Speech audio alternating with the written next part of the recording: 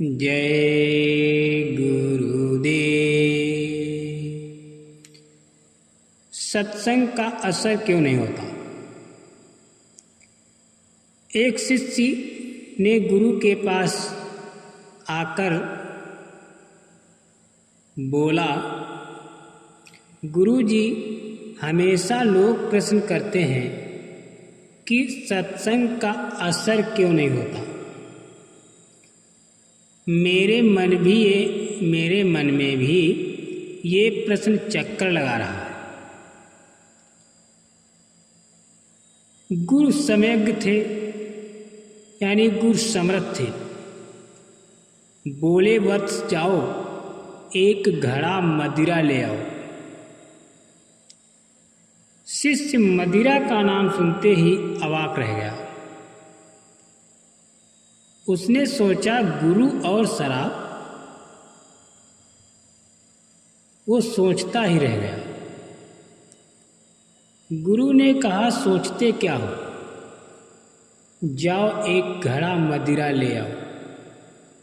वो गया और एक छलाछल भरा, यानी ऊपर तक भरा हुआ मदिरा का घड़ा ले आया।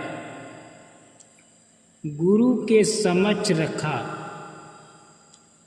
और बोला, आज्ञा का पालन कर लिया। गुरु बोले, ये सारी मदिरा पी लो। फिर शिष्य जो था अचंभित। गुरु ने कहा,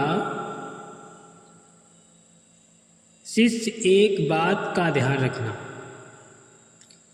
पीना पर शीघ्र कुल्ला थूक देना, गले के नीचे मत उतारना। शिष्य ने वही किया। शराब मुंह में भरकर तत्काल थूक देता। देखते देखते घड़ा खाली हो गया। आकर कहा, गुरुदेव, घड़ा खाली हो गया। गुरुजी बोले, तुझे नशा आया या नहीं? शिष्य ने कहा, गुरुदेव, नशा तो बिल्कुल नहीं आया। गुरुजी ने कहा, अरे मदिरा का पूरा घड़ा खाली कर गए और कहते हो नशा नहीं चढ़ा। शिष्य ने कहा, गुरुदेव, नशा तो तब आता जब मदिरा गले के नीचे उतरती।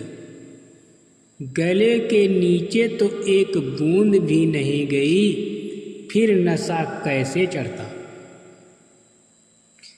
गुरु महाराज ने कहा, बस, फिर सत्संग को भी ऊपर ऊपर से जान लेते हो, सुन लेते हो, गले के नीचे तो उतरता ही नहीं, व्यवहार में आता नहीं, तो प्रभाव कैसे पड़े? गुरु के वचन को केवल कानों से नहीं, मन की गहराई से सुनना, एक एक वचन को हृदय में उतारना और उस पर आचरण करना ही गुरु के वचनों का सम्मान है। यही गुरु भक्ति है। 5 पहर धंधा किया, 3 पहर गए सोए, 1 घड़ी ना सत्संग किया, तो मुक्ति कहाँ से हो? इसीलिए गुरु महाराज बताते हैं, बच्चा, सत्संग का एक वचन आपने मान लिया, उस वचन पर चल दिए तो आपका काम बन जाएगा। लेकिन आप क्या करते हैं? जब तक सत्संग में गुरु महाराज के सामने या उनके सानिध्य में रहते हैं, तब तो वचनों को याद करते हैं। घर आते इस दुनियावी मतलबी जो काम होते हैं, उनमें फंसकर गुरु वचनों को भूल जाते हैं। तो दया दुआ कैसे मिलेगी। इसीलिए गुरु महाराज कहते हैं बच्चा, सत्संग को पीना चाहिए, सुनना नहीं, पीना चाहिए। जब पियोगे तो पीने का मतलब ये है कि अंतर में उतारो, उनके कहे अनुसार चलो, उनके कहे अनुसार काम करो तो आपका काम बन जाएगा। जय गुरुदेव।